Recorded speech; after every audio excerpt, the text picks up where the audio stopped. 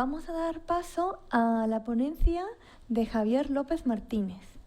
Él es un compañero que ha estado desde el inicio en el grupo y que, bueno, era un placer tenerlo con nosotros hoy, pero lamentablemente también ha tenido alguna incidencia que le ha impedido estar aquí y está en formato virtual, ¿vale? Está desde su despacho, pues va a hacer esta ponencia. Él nos va a hablar del rol del sufrimiento y el perdón sobre el bienestar y el malestar emocional. Javier es doctor en psicología, catedrático en psicología evolutiva y de la educación. Tiene amplia experiencia en investigación en psicología y en envejecimiento, además de publicaciones y, bueno, si empezamos con su currículum no terminamos hoy. Así que voy a dar paso a la conferencia, que él está en online, y vemos que esté funcionando y ya está, ¿vale? Primero vamos a saludarle para asegurarnos de que le estamos pudiendo ver. Bueno, Javier, muchísimas gracias y te dejo todo para ti, ¿vale? Muchísimas gracias por el esfuerzo. Disculpar por no poder estar presencialmente, pero bueno, problemas personales de última hora me han hecho pues muy difícil el poder asistir. Estoy encantadísimo de pertenecer y de colaborar con este grupo, ¿no?, del buen trato a las personas mayores. Y de verdad, gracias, Esther, por la labor de coordinación de las jornadas, y a todos los que asistís presencial o virtualmente. Como ha dicho Esther, el tema de la comunicación de hoy es el papel del sufrimiento y el perdón, ¿no?, sobre el bienestar y el malestar emocional. No sé qué les parecerá a ustedes, pero a mí me parece que el sufrimiento tiene como mala prensa, ¿no?, desde el punto de vista así emocional y psicológico. Parece que es como un elemento negativo para las personas mayores, para brindar un buen trato a las personas mayores, ¿no?, que es lo que hoy nos convoca a todos en este Día Mundial de Promoción del Buen Trato. Y por el contrario, el perdón tiene como buena prensa, ¿no?, tiene como una buena imagen y parece que es una buena cosa. Bueno, pues vamos a ver qué es lo que yo me gustaría compartir con ustedes, no solo desde la reflexión, no solo desde los datos, ¿no?, que han aportado otros compañeros, sino también facilitarles, ¿no?, los datos que nosotros hemos encontrado, ¿no?, sobre el papel de estas dos variables, ¿no?, en el caso de los que cuidan a personas mayores, a sus familiares en concreto, cuidadores familiares. A veces se llaman cuidadores informales. A mí me gusta mucho menos utilizar este término, pero bueno, comparto con ustedes porque este es una terminología habitual. ¿Por qué sufren las personas? ¿Por qué sufren los cuidadores? Pues las personas, todos nosotros sufrimos por mil y una cosas, sufrimos por aspectos psicológicos, físicos, sociales y espirituales. De alguna manera, ¿no?, somos como una silla con cuatro patas, ¿no?, la biológica, la psicológica, la social y la espiritual. Son puntos de apoyo, son puntos de fortaleza, pero también son elementos que en algunas ocasiones nos generan malestar, nos generan sufrimiento, nos generan dificultades, ¿no?, para llevar adelante nuestra vida. A nivel psicológico, ¿no?, el primero de los aspectos, pues muchas veces las personas nos dicen que sufren pues por lo complicado de la situación. Ya saben ustedes, ¿no?, y la compañera Sara, ¿no?, que ha hablado antes, pues ha hecho hincapié, ¿no?, fenomenalmente, ¿no?, en la dureza, ¿no?, de la situación de los cuidadores, la dureza de la situación de las personas con Parkinson, la dureza de la situación, ¿no?, de las personas con Parkinson, que además debuta con algún tipo de demencia, como muchas veces pues, hay un deseo de que todo termine porque parece que no se puede soportar, que no se puede aguantar. Incluso en algunas ocasiones no es tanto la situación o la situación que ya por acumulación, ¿no?, se ha hecho muy complicada, sino lo que hay es un miedo a que en el futuro empeore. Esto el Parkinson, yo creo, ¿no?, por seguir, ¿no?, con la anterior ponencia, es algo en el que lo vemos de manera muy clara, ¿no? O sea, ¿qué me espera, ¿no?, en el futuro de la enfermedad? ¿O qué le espera a mi ser querido, ¿no?, a mi padre, a mi madre, a mi esposo o a mi esposa, ¿no?, que le han diagnosticado Parkinson? ¿Se va a quedar paralizado? ¿No va a poder hacer las cosas? Bueno, pues este es un ámbito del sufrimiento, ¿no?, el psicológico, pero también un segundo ámbito de sufrimiento pues es el físico, ¿no?, el biológico, ¿no? Y muchas veces se sufre pues porque no se puede controlar la situación. Ser dependiente es una cuestión bueno, que en muchas ocasiones ocurre cuando uno se va avanzando en la edad, cuando uno es mayor, pero que ocurre en muchas ocasiones no quiere decir que sea fácil, ¿no? Perder el control, ser dependiente genera un sufrimiento emocional importante. Y a veces no es única y exclusivamente el propio dolor, la propia pérdida de control, sino es ver, ¿no?, el deterioro de los seres queridos, ¿no? Yo desde el año 2000 llevo trabajando con personas mayores y sus cuidadores, entonces el ámbito, ¿no?, de los cuidadores familiares, pues es una situación que me interesa profundamente a nivel personal y a nivel emocional, y observo, ¿no?, que hay un sufrimiento vicario, ¿no? O sea, se sufre, ¿no?, al observar, ¿no?, las dificultades físicas de los seres queridos. Bien, entonces tenemos un sufrimiento psicológico. Podemos también decir que hay un sufrimiento físico, pero también hay un sufrimiento social. ¿Por qué?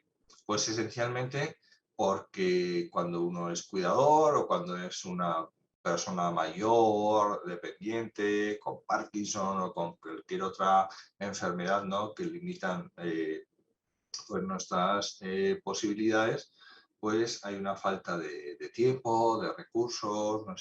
Nos encantaría, ¿no?, pues tener más posibilidades, ¿no?, de apoyos formales e informales, es decir, profesionales y del ámbito de la familia, de los amigos y de los vecinos, pero no siempre es así. O sea, nos encontramos con limitaciones en este ámbito, ¿no?, social de las personas que nos rodean, de las personas que están junto a nosotros.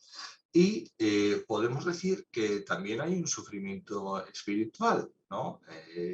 Hay personas mayores y cuidadores, ¿no?, de estas personas que se encuentran, ¿no?, cuando debuta, cuando aparece la limitación, cuando aparece la dependencia, cuando aparece la enfermedad propia o de un ser querido, con una incertidumbre existencial, ¿no?, como con una lucha, como con un combate, ¿no?, de lo que ha sido siempre importante para uno y cómo cambian, ¿no?, los valores, ¿no?, de la noche a la mañana, por así decirlo de una manera muy coloquial. Pero yo creo que la mejor palabra es eso: incertidumbre, lucha, ¿no?, de los valores antiguos y de los valores nuevos, ¿no?, cuando cambia, ¿no?, la situación biopsicosocial, ¿no?, en la que se encuentran las personas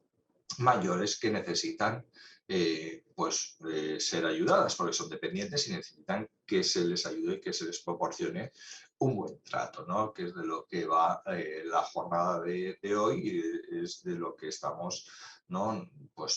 En medio mundo reflexionando en este Día Mundial del Buen Trato. Entonces, primera idea, ¿no? Pues hay un sufrimiento global en todos los niveles, bio, psico, social y espiritual.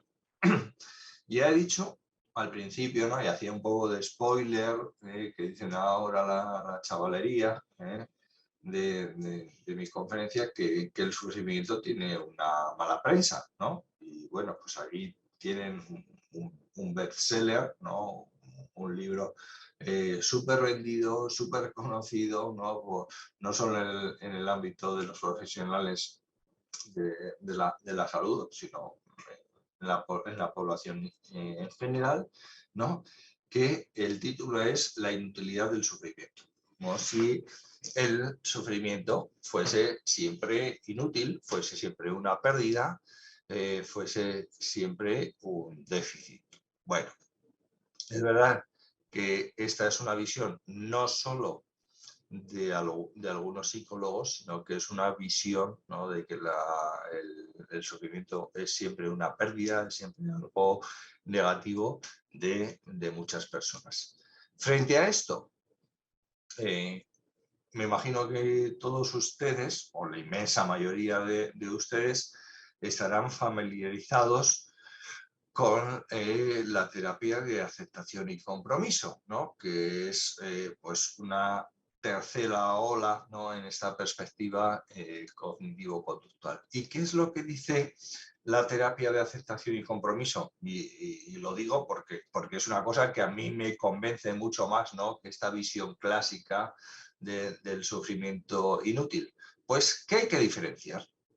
Que no todos los sufrimientos son iguales, que no todos los sufrimientos son inútiles, ¿no? Que habrá una inutilidad del sufrimiento inútil, pero que hay un sufrimiento que también es útil. De hecho, en ACT, en la terapia de aceptación y compromiso, hablan de sufrimiento sucio y sufrimiento limpio.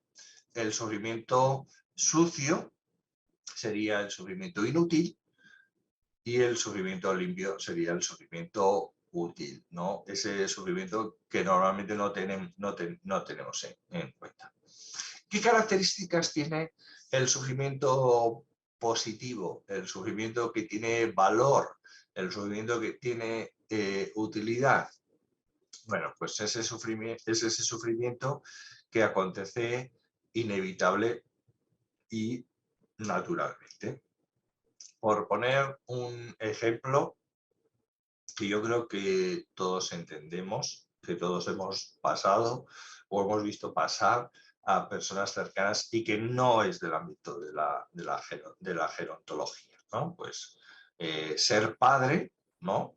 De un bebé desde los 0 meses a los 12 meses, ¿no? En el primer año de vida, pues va asociado a un malestar inevitable y naturalmente que es pasar muchas noches en vela, ¿no? Y esto es inherente a la condición humana y tiene una causa concreta y objetiva, ¿no? Pues que el bebé, que el niño todavía es muy pequeño, que es también muy concreto y de duración limitada, pero que con el tiempo se debilita y desaparece. Y entonces, claro, esos padres han decidido ser padres y asociado a la paternidad está pasar algunas noches o muchas noches en vela. Ese sufrimiento es un sufrimiento limpio, es un sufrimiento consentido, es un sufrimiento útil. ¿Por qué? Porque está vinculado a unos valores, como yo quiero ser padre, como yo quiero ser madre, como eso es algo valioso para mí, bueno, pues sé que opto por eso, que lleva asociadas algunas características inevitables, naturales inherentes a la condición humana, concretas, objetivas, de duración limitada, que va a desaparecer, pero que mientras está, pues me hace sufrir y me hace pasarlo mal. A nadie le gusta, ¿no? No descansar por las noches, tener que dormir a sobresaltos, ¿no? Pues este sería el sufrimiento limpio, el sufrimiento con sentido, aquel sufrimiento que está vinculado a cosas que son valiosas para mí. Bueno, pues como es algo valioso para mí, bueno, pues aunque me genere un sufrimiento, es un sufrimiento con sentido, un sufrimiento limpio. Pongo otro ejemplo, ¿no? Todos ustedes que están hoy presentes en esta cuarta jornada del buen trato, ¿no? Pues podrían estar en la piscina, o podrían estar dando un paseo, o podrían estar, bueno, en cualquier otra situación que se considere agradable y gratificante, ¿no? Estar aquí, pues supone un sacrificio, supone un sufrimiento, supone un cierto malestar, supone una renuncia, pero es un malestar y es una renuncia vinculado a algo valioso. Oye, quiero enterarme o quiero participar y quiero contribuir, ¿no?, en esta jornada del Colegio Oficial de Psicólogos de Madrid sobre el buen trato de las personas mayores, ¿no? O sea, aquí tendríamos, ¿no?, como la perspectiva del sufrimiento consentido, del sufrimiento limpio, que llaman en terapia de compromiso, del sufrimiento útil, ¿no?, si quieren, el sufrimiento bueno. Pero es verdad que también hay un sufrimiento sucio, un sufrimiento inútil, un sufrimiento sin sentido. ¿Cuáles son las características de este sufrimiento? Pues es el malestar que nosotros mismos añadimos cuando tratamos de controlar, de eliminar o reducir el sufrimiento que nos trae la vida, ¿no? Bueno, pues por seguir con el ejemplo de Sara, ¿no? Pues si un cuidador de una persona familiar con Parkinson que lleva asociado a demencia, pues trata de controlar, eliminar o reducir la sintomatología, ¿no?, de olvido, de despiste, de no acordarse de esa persona con demencia, pues está generando un malestar añadido, inútil, sin sentido, al que ya nos trae la vida. También es inútil ese sufrimiento, ¿no?, por lo que nos decimos a nosotros mismos sobre el pasado, sobre lo que no tiene posibilidad de cambio, ¿no? Es que, bueno, les comento una cosa, ¿no?, por compartir, ¿no?, cuestiones de mis propios pacientes, de mi propia experiencia vital, ¿no?, como psicólogo, como gerontólogo.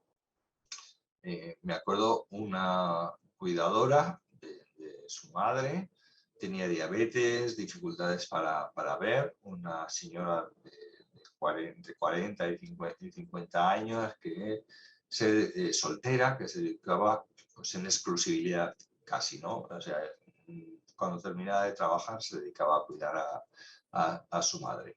Y resulta que las últimas palabras que le dice a su madre fueron: ay, déjame en paz, ¿sabes?, que me tiene ya un poco cansada. Y esas palabras, que fueron unas palabras evidentemente dichas, pues, en un contexto normal y natural, y luego falleció de repente, ¿no?, la madre, pues le hacían a ella sentirse como la peor persona del mundo, como la peor cuidadora del mundo.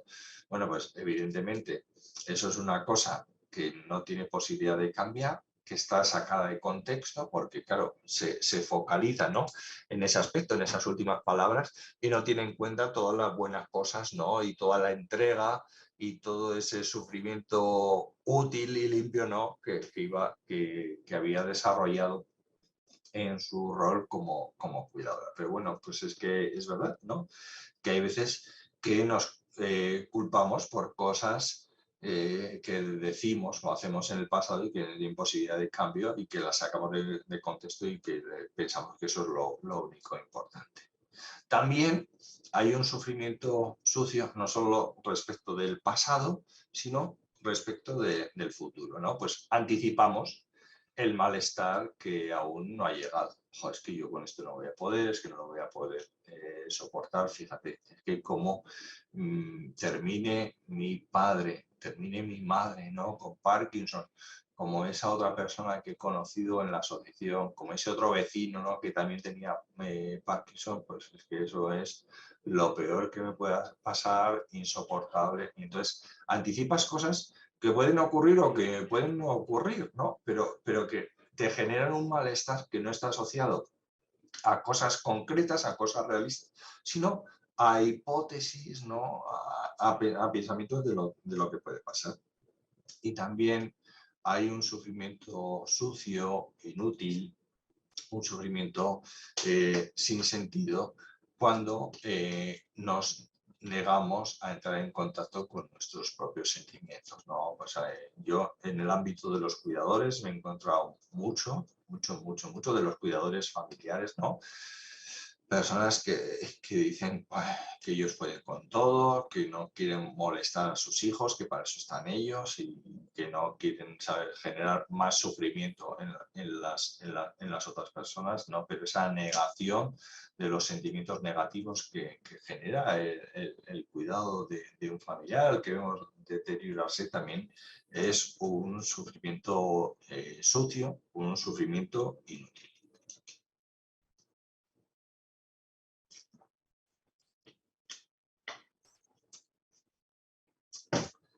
Resumiendo, sintetizando, el sufrimiento limpio es el sufrimiento que está vinculado a nuestros valores.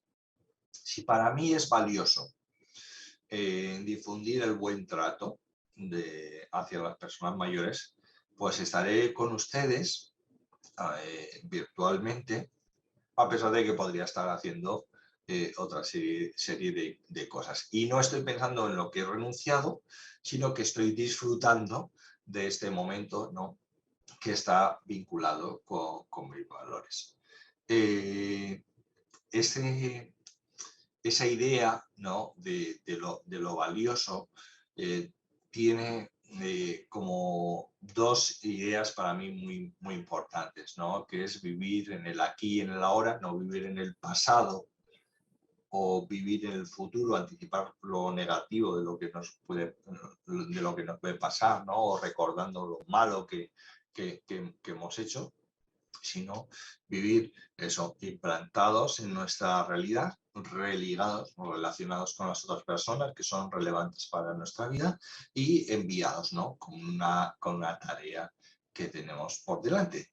Además, eso, sabiendo, y ahí aparece la película, ¿no?, en la imagen famoso, ¿no?, con faldas y a lo loco al final, ¿no?, cuando le dice que no es una mujer, que es un hombre, ¿no? Y el otro, Imberterrito, le dice que nadie es perfecto, nobody's perfect, ¿no? Pues es verdad, ¿no? Reconocer que nadie es perfecto, que nadie tiene el control de todas las cosas, que no podemos controlar todo lo que nos pasa en el pasado, ni podemos controlar todo lo que nos va a ocurrir en el futuro, es una muy buena idea, ¿no?, para estar, bueno, pues eso, disfrutando de la situación a pesar de que las situaciones nos generen malestar, nos generen ese sufrimiento limpio, ¿no?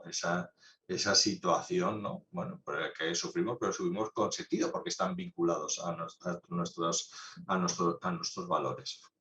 De hecho, nosotros en el grupo de investigación que tenemos en la universidad, ¿no?, vimos con claridad cómo en el ámbito de los cuidadores familiares, ¿no?, pues había cuidadores que aceptaban la situación y con estos, bueno, pues se podía emplear una terapia cognitivo-conductual, ¿no?, de reestructuración cognitiva, y había otros cuidadores, otro perfil de cuidadores que eran negadores experienciales, que no querían entrar en contacto con sus pensamientos, con sus emociones negativas, ¿no?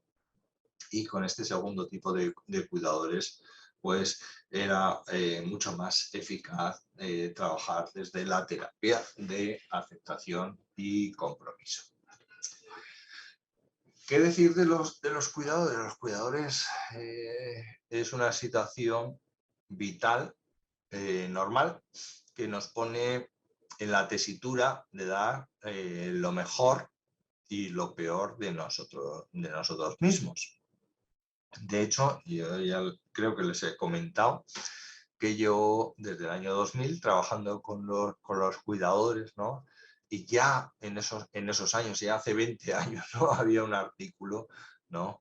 Que decía, tócala otra vez, Sam, ¿no? La mítica frase, ¿no? De la película Casablanca, para referirse a, por favor, que no haya otro estudio más que nos diga que los cuidadores familiares de personas mayores dependientes están sobrecargados, ¿no? Que esto es una cuestión que ya está absolutamente corroborada. De hecho, ¿no?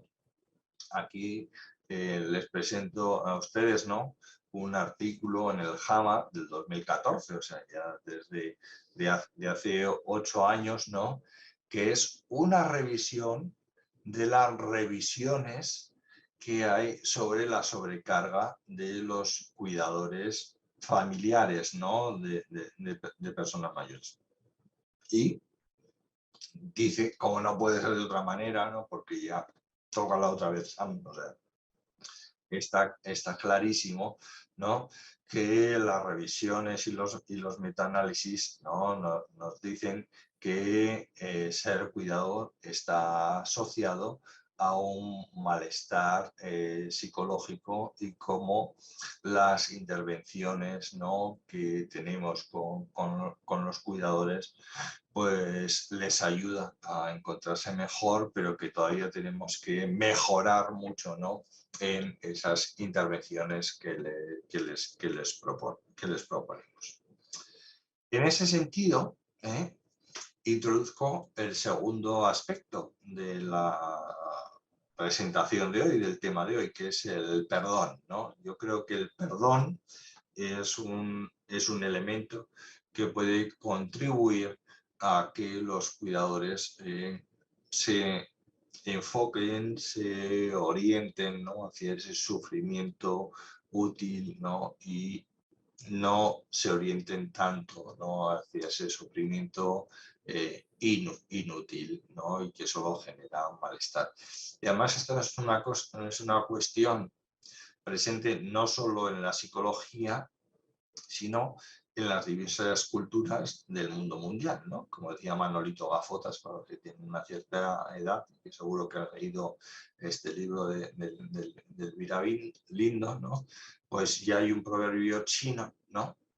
Que dice, el que persigue la venganza debe cavar 2 tumbas, ¿no? Se refiere a la suya propia y no solo a aquel para el que tiene deseos de venganza.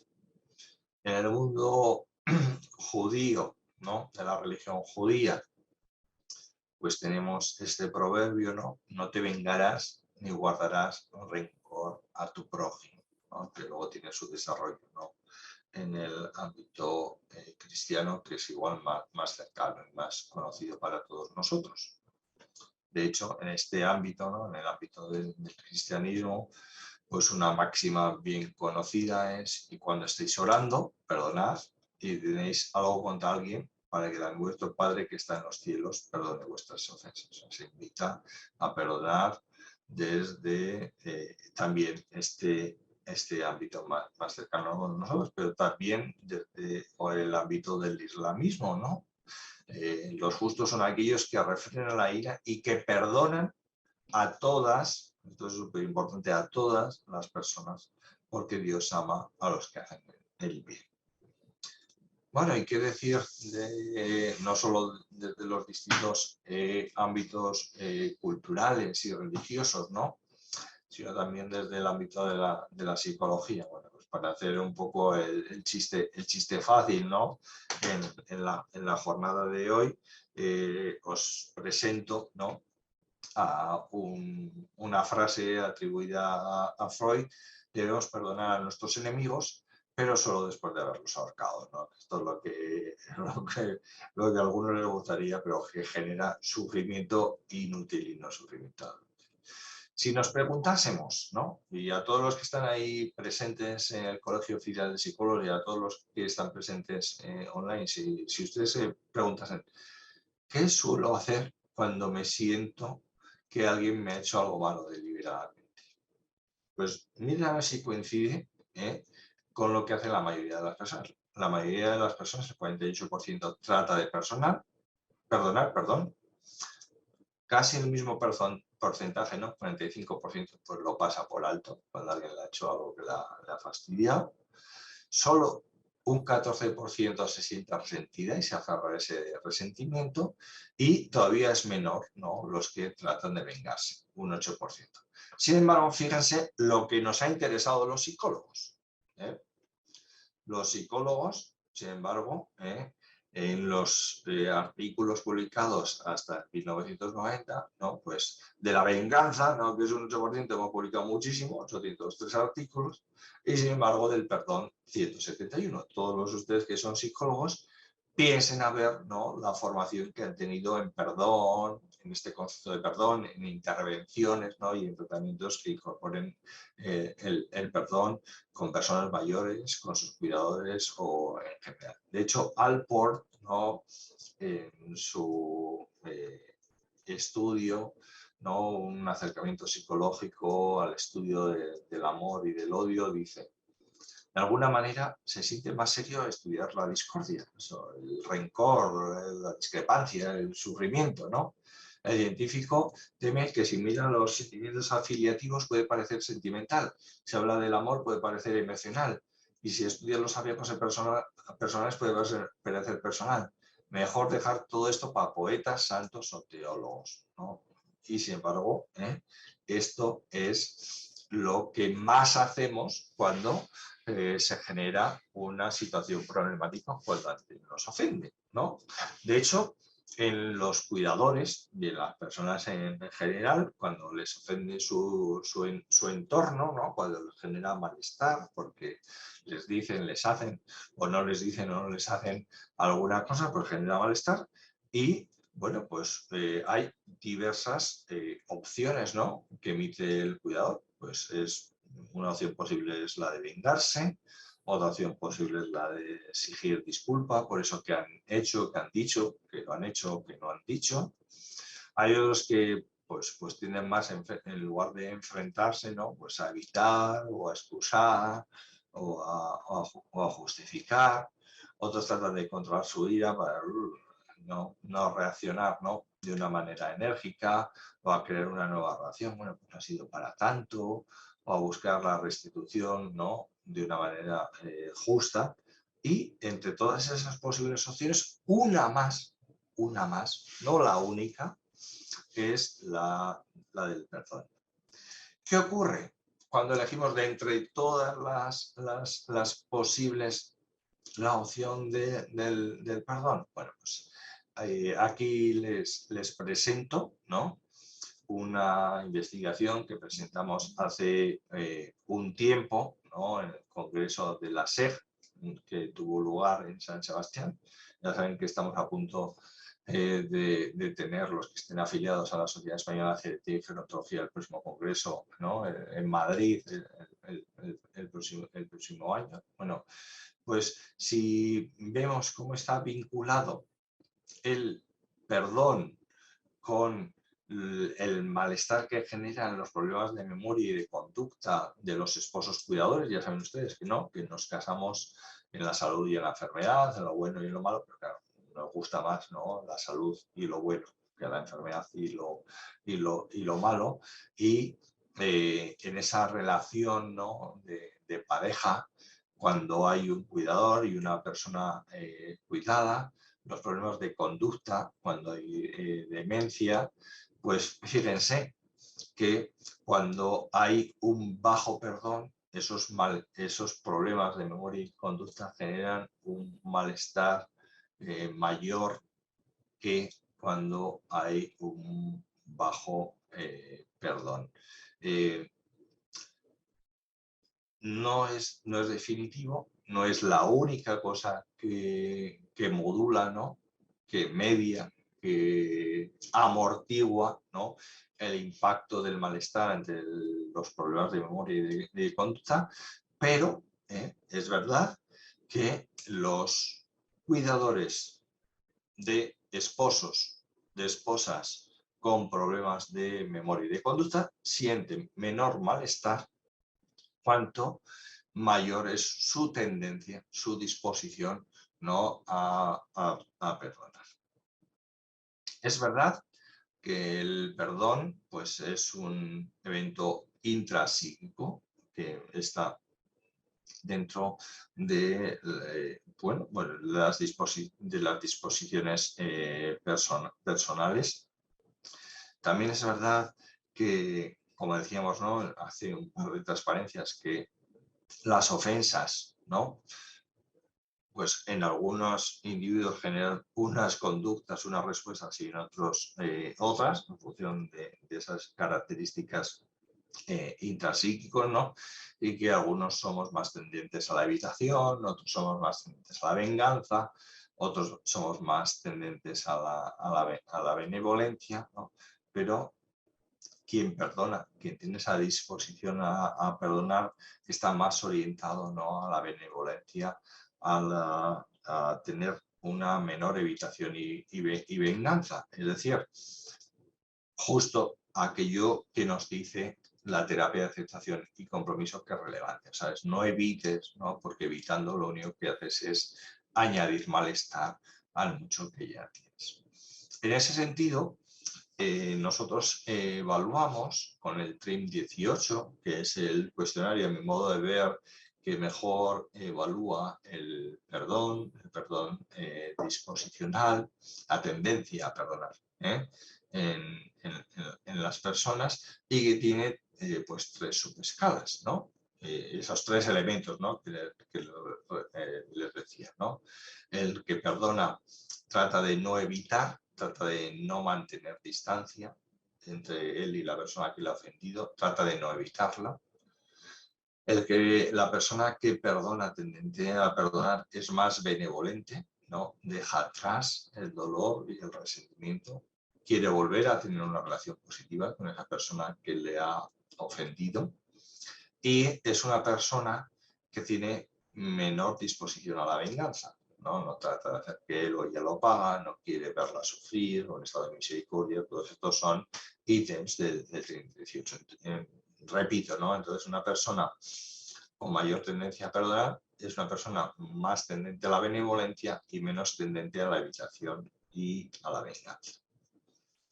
Y aquí, y para concluir, ¿no? Los datos, ¿no? Que nosotros encontramos en más de 200 familiares, ¿no? Que cuidaban más de, pues fíjese, si hacen la división, ¿no? 60 horas de promedio entre 7 días, ¿no? Pues les sale a 8 o 9 horas, ¿no? Al día, o sea, una cantidad importante de horas de cuidado durante 6 años, o sea, durante mucho tiempo. No es un cuidado así esporádico, de ahora me pongo con un poquito de catarro, ¿no? Sino con demencia, con alguna enfermedad, ¿no? Que genere una dependencia, bueno, pues de larga duración. La mayoría de ellos estaban casados. En el estudio que les presentaba antes, ¿no? De la Sociedad Española de Gerontología, con los esposos. Estos son con esposos y con hijos. Es verdad que más de la mitad son esposos, pero también hay hijos. Algunos de ellos trabajan, algunos de ellos están jubilados, algunos de ellos cuidan además de una persona mayor. Y es verdad que la mayoría son mujeres que cuidan a mujeres, ¿no? Y aunque es verdad que hay 80 personas, ¿no? que tienen demencia, ¿no? Pues hay 130 sin demencia, o sea, la mayoría. Y estos datos que aquí les presento son de un programa que se llama Cuida Relax, que estaba financiado con la casilla esa que marcamos cuando hacemos la declaración de Hacienda del 07, ¿no? Para otros fines sociales. Y es un programa que se ofrecía gratuitamente a los cuidadores de personas mayores dependientes para que fuesen a un balneario cercano a donde ellos vivían con otro familiar, o sea, tenían que ir al menos dos personas y junto con el balneario recibían, ¿no? Pues toda una intervención psicoeducativa. Y antes de que disfrutasen del balneario gratuito, fíjense, a esto nos apuntábamos todos nosotros, y de que tuviesen ese tratamiento psicoeducativo, que yo creo que también nos apuntaríamos todos nosotros, ¿no? Y en el cual pues uno de los temas era el perdón, pues fíjense que en esos 3 aspectos, ¿no? Que evalúa el TRIM, vemos que no hay muchas diferencias entre ser cuidador de una persona con demencia o sin demencia, en el ámbito de la no evitación, de la no venganza o de la benevolencia, que, bueno, ahí en el lado derecho de la transparencia ven que parece que es más, ¿no? El perdón de la persona con demencia, pero si analizan, ¿no? Vamos de 62,75 a 62,9, ¿no? O sea, la diferencia es mínima y, por supuesto, no significativa. Y entonces dirán, bueno, pues entonces menudo chafao, ¿no? Que os llevasteis analizando esto del perdón en los cuidadores. Pues no. Fíjense cómo en esta transparencia, que es la penúltima que les voy a presentar, ¿no? Ven ustedes que los 3 elementos del perdón, la no venganza, la no evitación y la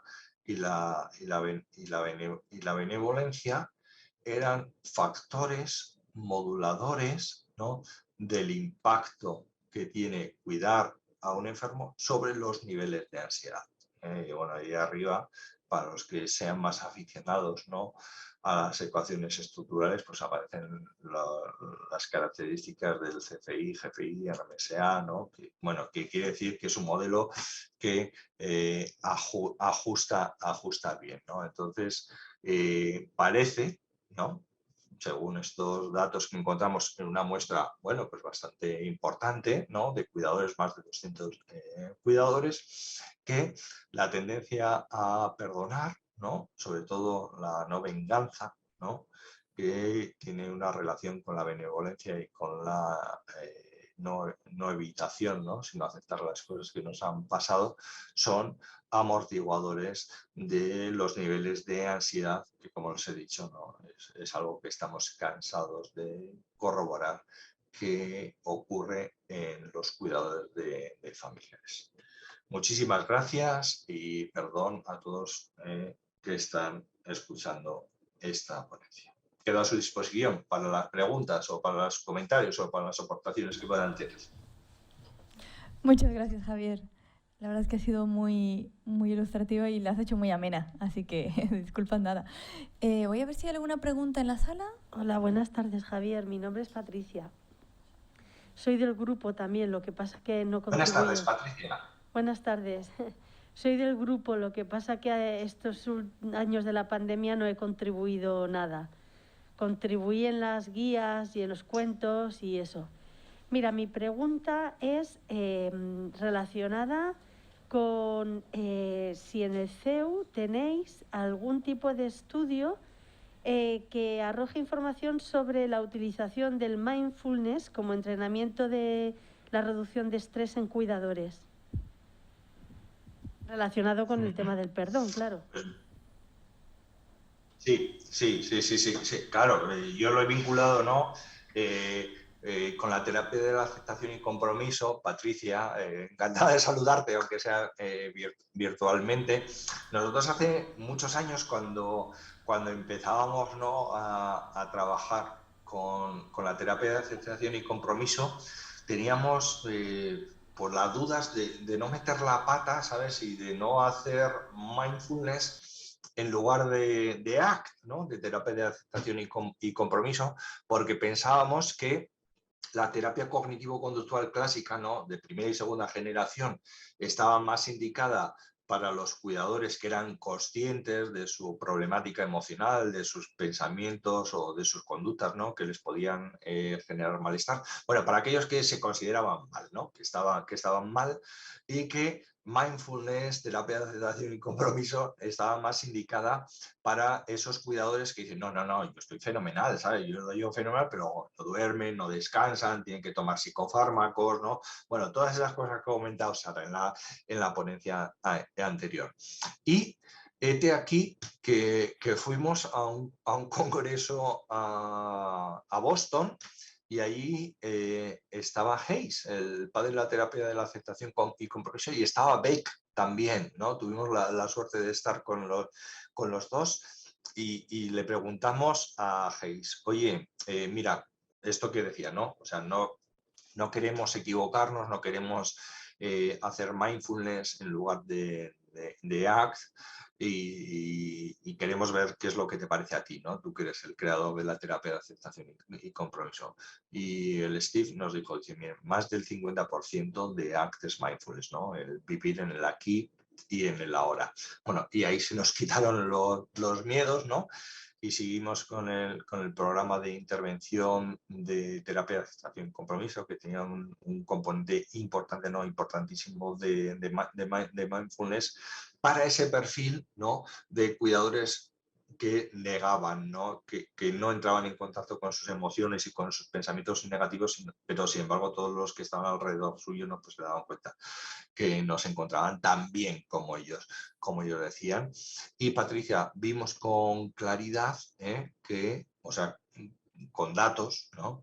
Que una terapia de aceptación y compromiso, en la cual una parte importante era el mindfulness, ¿no? El hacerse consciente, ¿no? De sus pensamientos, sentimientos, conductas y emociones en el aquí y el ahora, era especialmente eficaz para estos cuidadores que eran negadores experienciales. Entonces, esos son los datos que yo puedo compartir contigo, Patricia, y con todos vosotros.